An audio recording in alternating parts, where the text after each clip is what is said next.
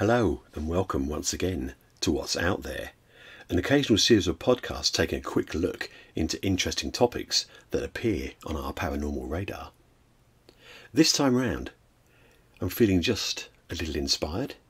You see, I've been listening to this. From the makers of the Battersea Poltergeist, a new podcast series for BBC Radio 4, Uncanny. There was a very strong sense of pure, distilled evil coming from this figure. Presented by me, Danny Robbins. Do you believe in ghosts? No. Have you seen one? Yes. And the ghost that I think I saw was my best friend. It's just a podcast. A few spooky stories told by the people who experienced them. The host, Danny Robbins, throws them a few questions about what they saw, felt or heard. A couple of experts are introduced and we get to hear their opinions, be they sceptical or believable. It's a simple premise, something Danny Robbins has touched on before in a previous podcast series called Haunted. So why has Uncanny managed to capture my attention and provide such inspiration? Okay, so here's the plan. In the description for this podcast, I've added the links to the Uncanny episodes about the evil in room 611. If you've not already listened to them, I recommend that you do so now, then come back and continue to listen to this podcast. The main reason I suggest this is because a lot of what I'm going to say is not going to make an awful lot of sense if you have not already listened to these particular episodes.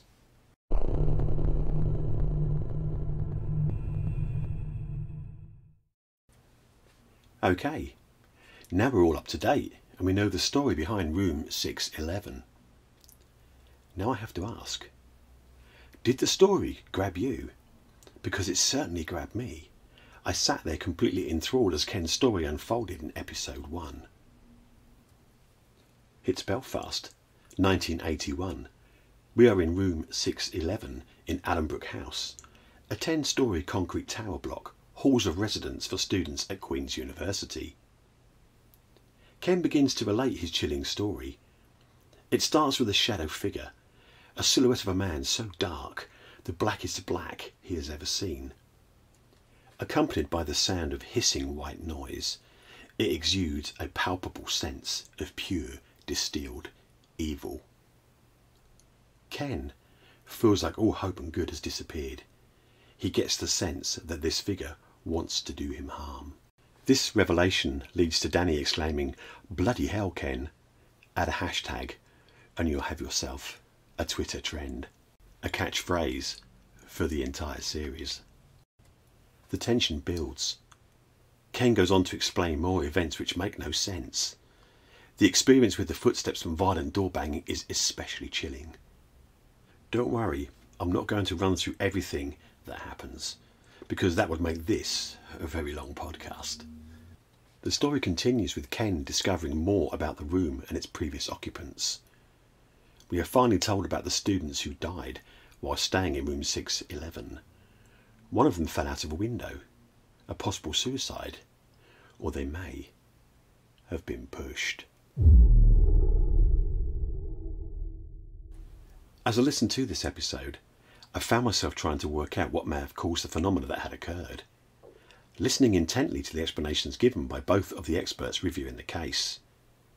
The skeptic putting forward some very valid reasoning, hypnagogic sleep for the dark figure, infrasound or EMF from the list producing hallucinations.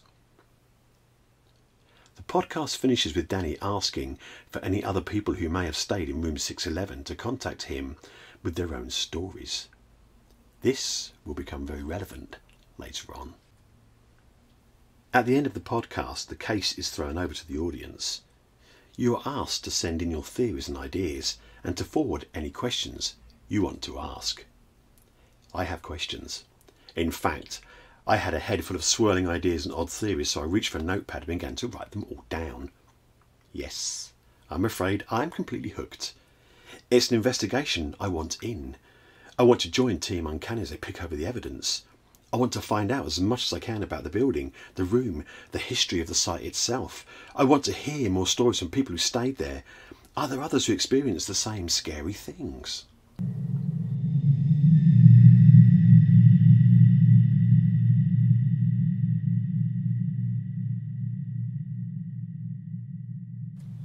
I think it's time to talk about Twitter, because quite a lot of this podcast will touch on things happening on this particular social media platform. If you're not on this platform already, just set yourself up. It's a very simple process, and there are lots of interesting people to track down and follow. I follow Danny Robbins on Twitter because he keeps updating the Uncanny stories, feeding little snippets of information and encouraging the show followers to join in, adding their own ideas and opinions. It's November. I'm doing the usual rounds of social media and head on over to Twitter to have a look at what's going on. There's a tweet from Danny Robbins. The next Uncanny episode on November the 17th is a return to room 611. They have new witnesses and some new information. We are encouraged not to listen to the episode straight away, but to hold on till 9 PM and all hit play together in an Uncanny listen along. Afterwards, there is to be a live discussion on Twitter Spaces, and we can put forward our own theories and questions. You can guess who's there at 9 PM, waiting, finger poised over the play button. Oh yes, I've been itching to hear this episode. I've waited all day, fighting the urge to go over to BBC Sounds and listen, because I want to join the masses on the Uncanny listen along. I can tell you now, I was not disappointed. Sitting at home listening with I don't know how many hundred other people with live comments being added on Twitter, it's just brilliant. There's a lot of comments, so many in fact that hashtag #BloodyHellKen starts to trend on Twitter.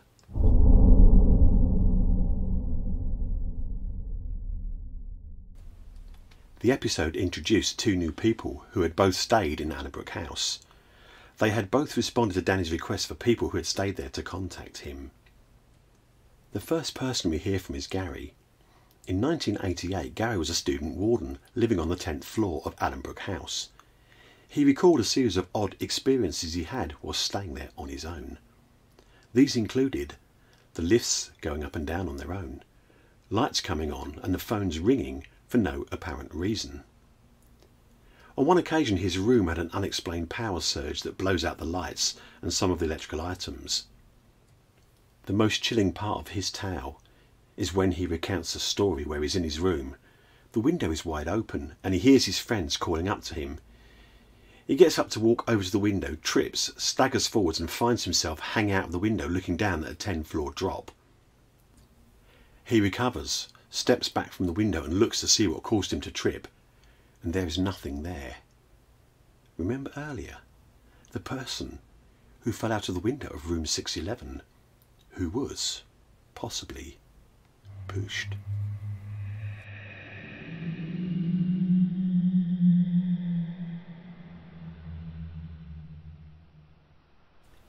The second person we heard from was Billy. He stayed in room 611 the year after Ken, and he was to experience many of the same events that had previously happened to Ken.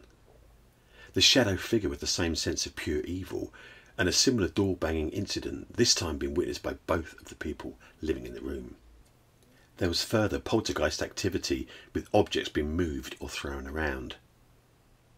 We were also given some facts about the site prior to Addenbrooke House being built there. It appears it was a sandpit with a somewhat gruesome reputation. A researcher had gone through newspaper archives and had found reports of people who had died in the sandpit, including a young soldier and his wife. Could this have anything to do with the experiences in room 611? Compelling evidence with credible witnesses. Two of them are scientists, the other an ex-RAF pilot who now flies commercial aircraft. The mystery deepens.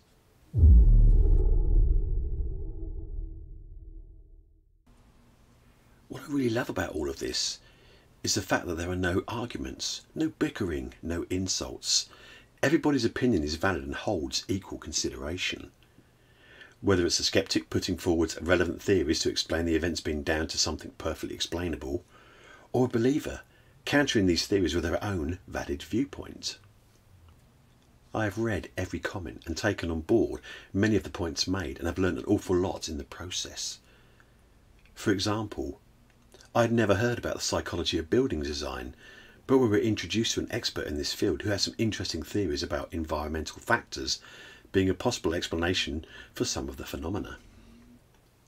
Can you see now why I'm so caught up in this series? I said earlier that I'd made some notes as I listened to the episodes and read the comments on Twitter. I inquired on Twitter whether anybody else was doing the same thing, and it seems I'm not alone. There are quite a few of us listening intently and trying our hardest to come up with some answers. Do you want me to share a few observations with you? I have this sneaking suspicion that you might just like that. So, right then, time to have a look at some of the things I noted down and my own views and opinions. I should stress here that these are my own views and not those of the Out There Paranormal group. You have the choice, Team Skeptic or Team Believer. Or like me, you could be Team Sit on the Fence, because I really can't decide, although I'm leaning very heavily towards Team Believer now.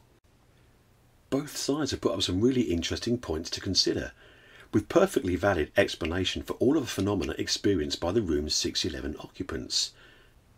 In my own investigations, I decided to put some of the explanations to the test. First of all, I wanted to know the layout of the 6th floor. I was looking for the position of the lift shaft in relation to room 611. The theory of the lift shaft emitting EMF or infrasound had got me wondering, just how close would the room have to be to the lift shaft for these factors to be taken into account? Fortunately, Danny posted a floor plan on Twitter. I was surprised to see that the room was not next door to the lift shaft, but a little further away. I would have thought that the proximity of the room to the lift shaft would be a factor. The lift shaft hypotheses also had me thinking, did any of the other floors experience anything? There are 10 floors in Allenbrook House, and the lift shaft runs through all of them. Yes, admittedly the focus here is on room 611, but I feel the net needs to be cast a bit wider though, to be able to accept the infrasound and EMF theory being responsible for the phenomena. The shadow figure could easily be down to hypnagogic sleep, and this theory does offer the perfect explanation. Drifting off to sleep, subconscious mind kicks in, spooky shadow figure appears along with associated feeling of fear. What throws the proverbial spanner into the works here is the fact that 3 people had the exact same experience. There is a possibility that they all concocted the same story, but that does not appear to be the case here. You can see the dilemma I'm having here, convincing arguments with valid explanations for both the skeptic and the believer. And this has happened with every single episode. The story unfolds, the experts take a deeper look, and I sit there listening intently, trying to work out just what it could possibly be. I love the fact that I get to join in, to look at the evidence and weigh up the possibilities. To me, this is just how a paranormal investigation should be conducted. I'm in a big team of like-minded people, all carefully considering the evidence and explanations and sharing their ideas and views on Twitter. I could go into some depth about the state of play in the paranormal field, but I'll save that little gem for a more ranting podcast. Let me just say this. I had become very disillusioned with it all. I badly needed a lift to encourage me to carry on. This podcast has done just that.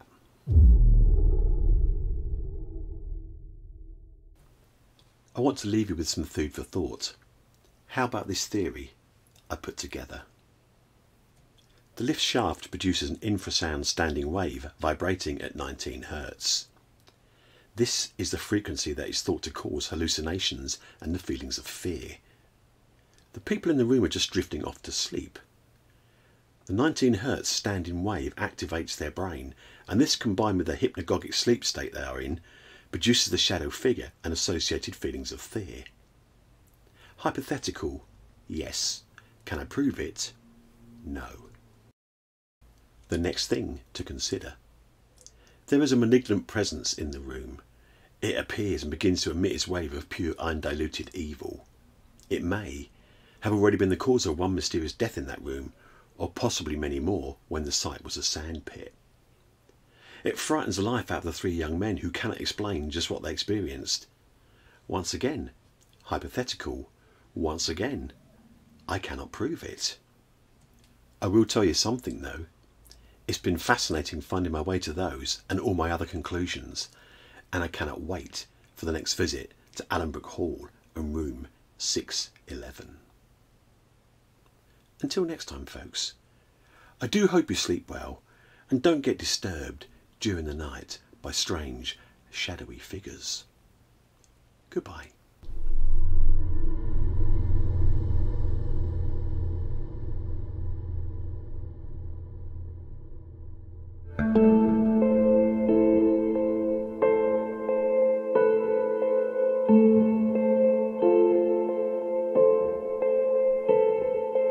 Thank you.